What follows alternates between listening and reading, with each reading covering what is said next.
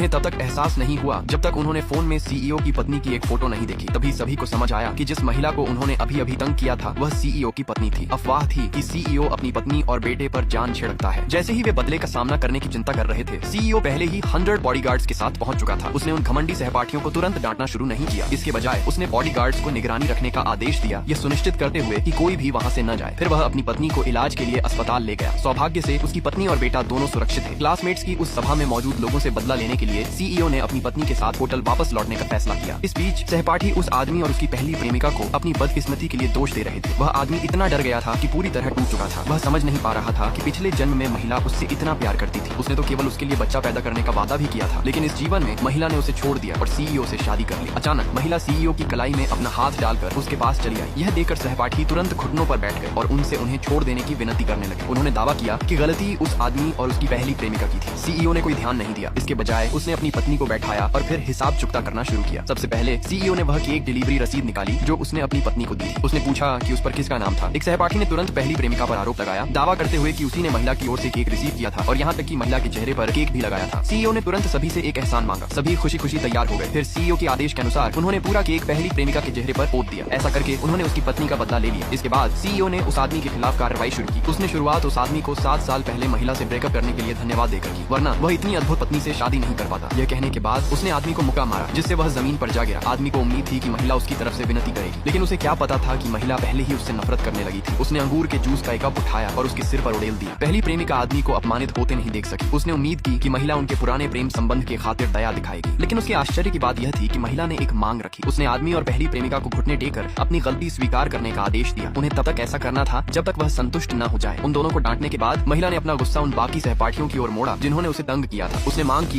कि वे एक दिन के भीतर शहर छोड़